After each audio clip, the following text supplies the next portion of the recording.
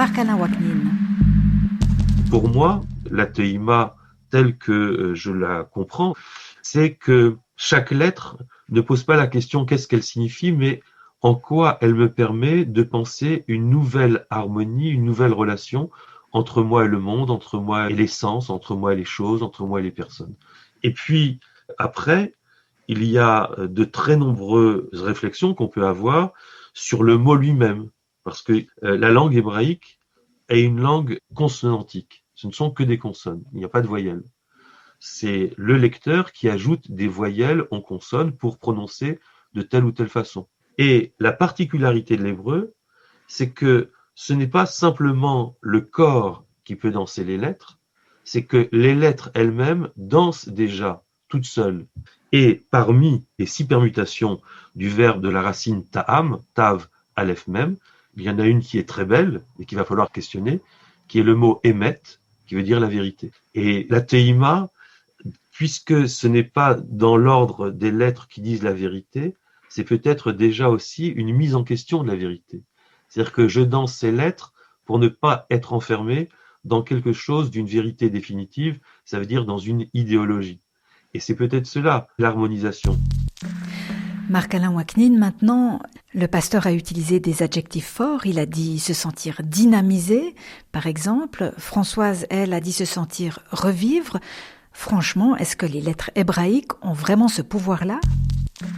Les lettres ont le pouvoir qu'on leur confère, comme toute chose. C'est-à-dire que, comme diraient Nietzsche et Merleau-Ponty, le monde n'existe pas, j'investis le monde de signification. Donc, à partir du moment où on rentre dans une certaine culture, on apprend la signification des choses et on investit le monde de signification, tout à coup, ces significations qui sont données, que ce soit l'élévation, que ce soit l'étude, enfin le sens que chacune de ces lettres porte, elles rendent joyeux, premièrement parce qu'on découvre quelque chose de complètement nouveau et on s'émerveille sur le fait que Aleph signifie quelque chose alors qu'on a oublié que A signifiait la même chose puisque le A vient directement du Aleph, mais qu'on a oublié la signification. Et de retrouver, comme des archéologues, des significations perdues, ça donne la joie de la découverte. Dans mon livre qui s'appelle Mystère de l'alphabet, j'ai créé un mot qui s'appelle l'archéographie. L'archéographie, c'est le travail que l'on fait comme un archéologue pour découvrir le sens que les choses avaient il y a très longtemps. Et quand on arrive à surmonter l'oubli culturel de certaines significations et qu'on les retrouve, et puis vraiment cette articulation, cette coordination du sens et du corps, je crois que c'est vraiment très très très très jubilatoire.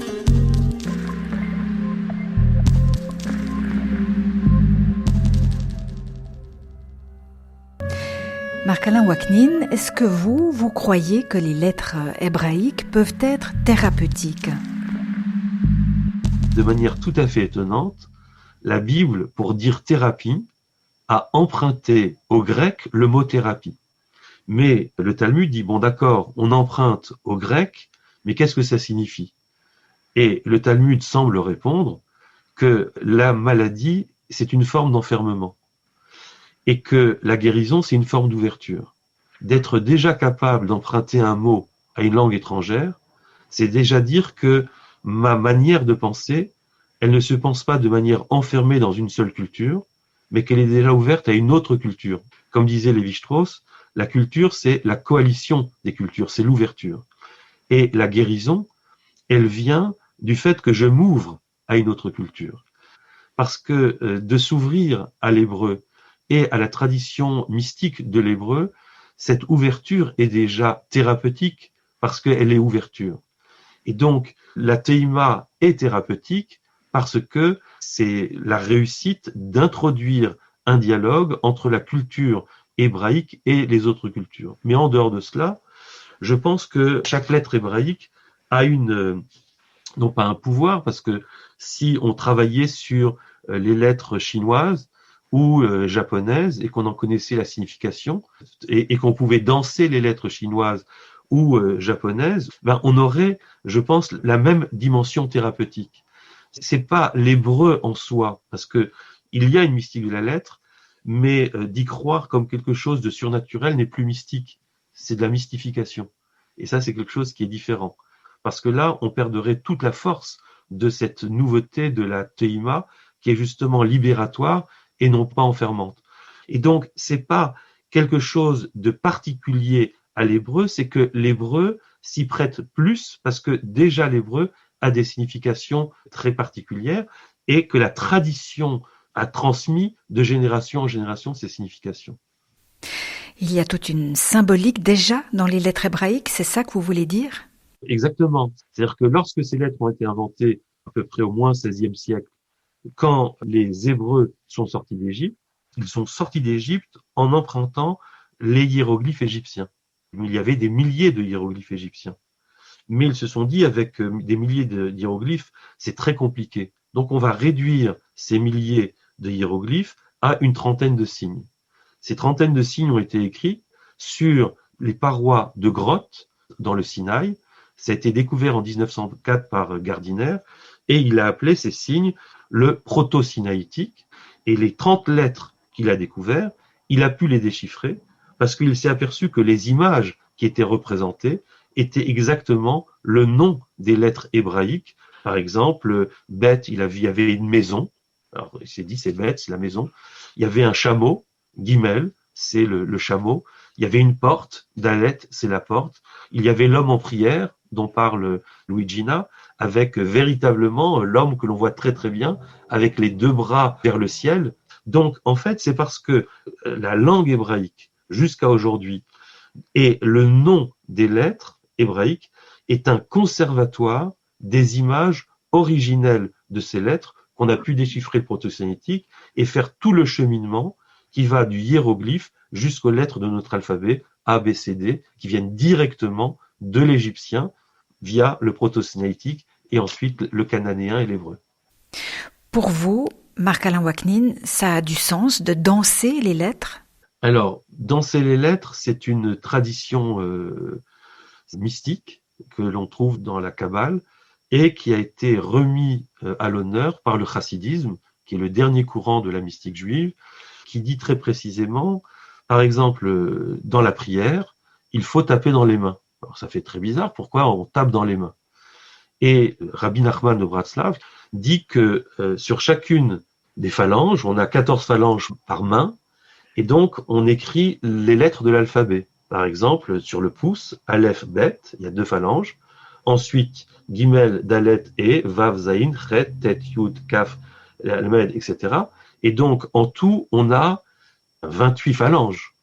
Or, il y a exactement 27 lettres en hébreu. Il y a 22 lettres simples et 5 finales, ça fait 27 lettres, plus une qui est justement l'espacement entre les lettres et l'espacement entre les mots.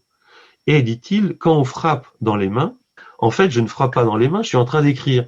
Et donc, en fait, le corps, il est véritablement en train d'écrire. Taper dans les mains, c'est écrire. Mais quand on connaît le sens des autres organes, à chaque organe et à chaque partie du corps, il y a des lettres, le fait de mettre le corps en mouvement, c'est déjà écrire. J'écris ma vie avec les mouvements. Alors, c'est pas exactement la pratique de la teima, mais le fondement, l'esprit de la teima s'enracine dans cette pratique chassidique qui est extrêmement poétique et très belle. Est-ce que finalement il s'agit aussi pour vous d'entrer en lien avec le divin? Il faut faire très attention et je pense que jusqu'à présent c'est réussi de la part de l'école de la teima de ne pas tomber dans le piège du New Age. C'est-à-dire qu'il faut bien comprendre que c'est une tradition réelle, sérieuse, mystique, enracinée.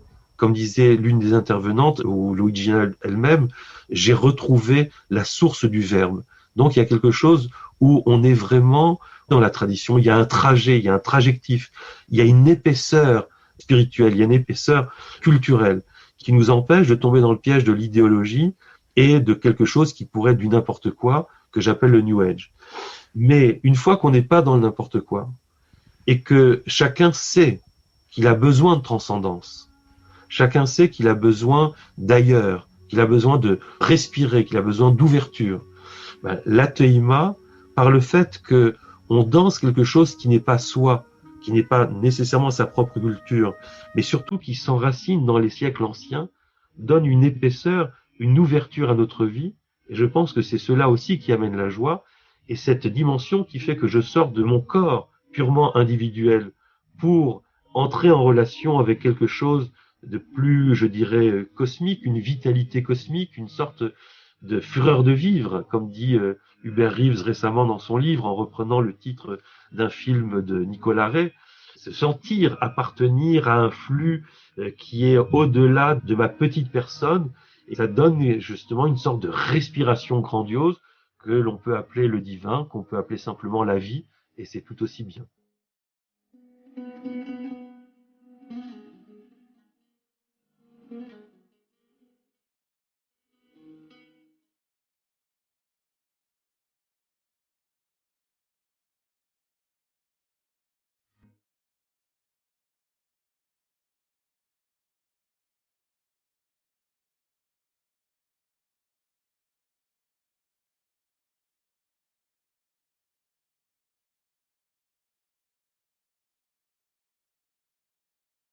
Gardiner a alors eu l'intuition qu'il pouvait s'agir d'une incantation similaire, mais adressée à une déesse cananéenne, et donc en cananéen.